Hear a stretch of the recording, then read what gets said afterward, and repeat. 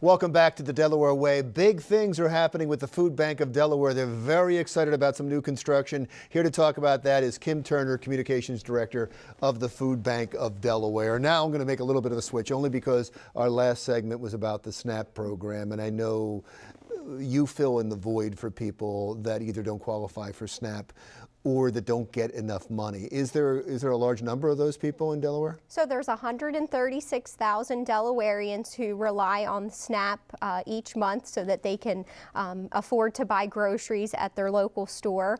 There's also people who might not qualify for SNAP benefits who also need assistance. We see seniors who oftentimes choose between buying medicines or food, utility bills or food, so we also fill that void. SNAP. They might not, exactly.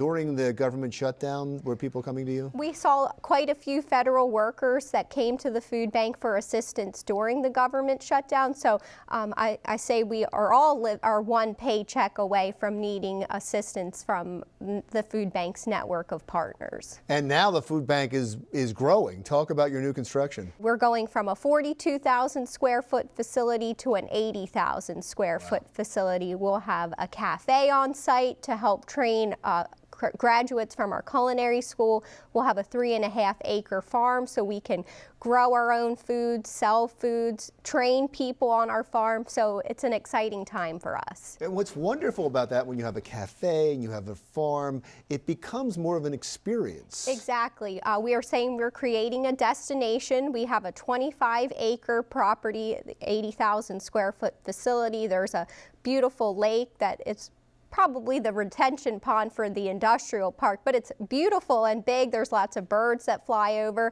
So we'll have our farm, we'll have an outdoor seating area for the cafe that overlooks the lake, so it really will become a destination for people. And the nice thing about that, it helps with the stigmatizing of people who need a little help, who might not qualify for food stamps but still need to eat, and as you said, have to choose between buying this or buying food. And so nobody wants to be in that position, and everybody is a little bit embarrassed about being in that position.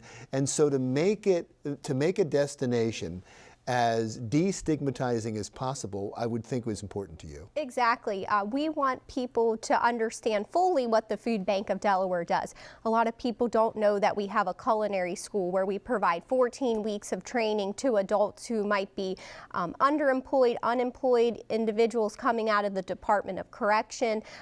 People who come to the food bank will be able to see right into the kitchen to watch these students working in the kitchen, learning hands-on skills. Our graduates will be able to work in our cafe as we work to develop them so they can go and get jobs in Delaware's food service industry. Our volunteers will have a nice room to work out of. Once their shift's finished, they can walk down to the other side of the building, grab a cup of coffee, get on our Wi-Fi. So we really want it to be a place where people are not just coming, but they're also thinking about the issues that we as an organization are working on every day. And in that litany, one thing you didn't mention, which I thought was the most fascinating of everything, is the agricultural aspect of it, because now now you're supplying your own food. Exactly. Now you're growing your own food. Who knows what that could grow into? Exactly. Right now we have 2 high tunnels and a propagation house. So we've already hired a farm manager. He grew over the summer, so we're able to grow to sell to actual restaurants that we can pump that money back into our workforce development programs. Right now we have a winter CSA. We'll start a summer CSA. Proceeds from the CSA will go right back into our food bank programs, and then we'll also be able to grow foods to provide to people through our hunger relief programs. And I can already hear people asking the question, so I'm going to help answer it. They're going to think to themselves, wait a second, they're growing food and they're selling it? I thought they were supposed to distribute food. It's probably more food than you need that have a short shelf life. So we're working to become a sustainable organization. We know that there's many nonprofits here in Delaware, and we're all fighting over the same fund. So whatever we can do to pump money back into our organization so we're not always hitting up the same people for donations is a win for us. So we are It's called Delaware Food Works. It's our workforce development initiative, which are agriculture, culinary. We also have a warehouse training program. They all fall under that umbrella, plus all of the revenue generating businesses that we'll create at 222 Lake Drive with the farm, with the cafe. And that money all goes right back in Exactly. into the food bank. And how do people learn more about you? So our website is fbd.org. We have information about our programs and then also the move to 222 Lake Drive. Wonderful. Thank you so much. Thank I you. appreciate it. Congratulations on the new site.